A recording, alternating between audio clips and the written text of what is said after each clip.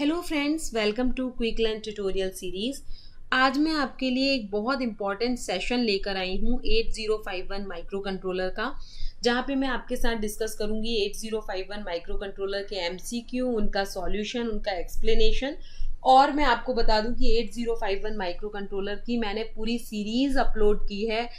पूरा theoretical lectures जो है वो मैंने अपलोड किए हैं अपने चैनल पे, तो 8051 वहाँ से आप पूरा डिटेल में पढ़ सकते हो। हर एक पिन का, हर एक पोर्ट का फंक्शन वहाँ पे आपको बहुत अच्छे से मैंने एक्सप्लेन किया है, तो मिल जाएगा। उनके लिंक मैं बीच बीच में आपको आई बटन में दे दूंगी, तो आप ज़रूर देखना। ये वीडियो बहुत इंपॉर्टेंट होने वाला है। और एक सबसे इम्पॉर्टेंट बात कि जो 8051 माइक्रो कंट्रोलर है वो बहुत लिमिटेड उसका सिलेबस है, ठीक है। तो ये आप बहुत इजीली कर सकते हो और बहुत स्कोरिंग है, इससे क्वेश्चंस भी बहुत आते हैं। तो आइए वीडियो स्टार्ट करते हैं।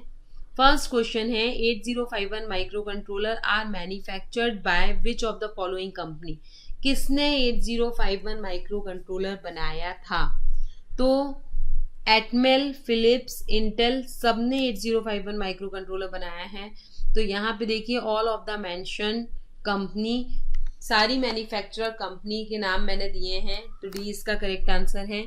यहाँ पे 8051 micro controller are manufactured by Intel, Atmel, Philips, Signetic और सीमेंस, इन सब ने बनाया है। तो यहाँ पे आप सारे नाम याद कर लीजिए, कुछ भी नाम आपसे पूछा जा सकता है। नेक्स्ट है AT89C2051 हैज रैम ऑफ। इस माइक्रो कंट्रोलर में रैम कितने बाइट्स की होती है? तो इस माइक्रो कंट्रोलर में मोस्टली 128 बाइट की रैम होती है। तो आप हर वर्जन माइक्रो कंट्रोलर का उसमें कितने बाइट की रैम होती है, कितनी रोम होती है, कितनी पिन्स होती हैं, ये सारी चीज़ें आप याद कर लेना, ठीक है। Next 8051 series has how many 16 bit register. 8051 में कितने 16 बिट रजिस्टर होते हैं? तो ये बेसिकली एक थ्योरी बेस्ड क्वेश्चन है, तो इसके लिए मैंने पूरे 20 या 25 वीडियोस का एक पूरा पैकेज इसमें डाला हुआ है 8051 माइक्रो कंट्रोलर का। तो वो आप ज़रूर देखिएगा, वो आपकी बहुत ज़्यादा हेल्प करेगा। वो बहुत अच्छे वीडियोस हैं, तो वो वीडियो आप ज़रूर देखिएगा जाके। तो इसका आंसर होगा 8051 माइक्रो कंट्रोलर में दो 16 बिट रजिस्टर होते हैं, जिनका नाम होता है PC, program counter, and DPTR, data pointer register, ठीक है। कौन कौन से रजिस्टर हो गए? प्रोग्राम काउंटर पीसी रजिस्टर और DPTR data pointer register. Next है when the micro controller execute some arithmetic operation. जब माइक्रो कंट्रोलर कोई अर्थमेटिक ऑपरेशन एग्जीक्यूट करता है, then the flag bit of which register are affected. तो कौन सा flag register का बिट अफेक्ट करता है? तो मैं आपको बता दूं कि जब भी हमारा माइक्रो कंट्रोलर कोई अर्थमेटिक ऑपरेशन परफॉर्म करता है, तो हमारा जो PSW फ्लैग रजिस्टर है वो अफेक्ट करता है। PSW का फुल फॉर्म होता है प्रोग्राम स्टेटस वर्ड रजिस्टर। इसमें बहुत सारे रजिस्टर्स होते हैं। यहाँ पे देखिए, it stands for program status word. It consist of carry flag. इसमें बहुत सारे फ्लैग्स होते हैं, carry flag, auxiliary carry, overflow flag, parity flag, register bank, select bit, etcetera, which are affected during such operation. ये सारे flag जो हैं वो अफेक्ट होते हैं अर्थमेटिक ऑपरेशन के समय। नेक्स्ट क्वेश्चन नंबर 5 है if we push data on the stack then the stack pointer. अगर हम कोई डेटा पुश करते हैं स्टैक में, तो हमारा स्टैक पॉइंटर क्या करता है? इंक्रीज होता है विथ एवरी पुश के साथ, डिक्रीज होता है, इंक्रीज और डिक्रीज होता है, none of the mention. So increase होता है विथ एवरी पुश। हमारे पास एक स्टैक रजिस्टर होता है कुछ इस टाइप का, ठीक है। इस पे मैंने एक स्पेशल वीडियो बनाया है स्टैक रजिस्टर का, तो वो भी आप देखिएगा। इस टाइप के यहाँ पे स्टोरेज होता है, ठीक है। अब इस स्टोरेज में जैसे ही हम कोई डेटा इसमें डालते हैं, तो यहाँ पे मान लीजिए सबसे पहले फर्स्ट इन लास्ट आउट होता है, इसमें फीफो कंसेप्ट काम करता है। तो जो भी हमने डेटा डाला वो सबसे पहले ये हमारी फर्स्ट लोकेशन में आ जाएगा। तो ये वाला जो फर्स्ट लोकेशन है, उसके बाद जब दूसरा डेटा डालोगे तो हमारा जो स्टैक पॉइंटर है वो 1 से इंक्रीमेंट होगा हमेशा।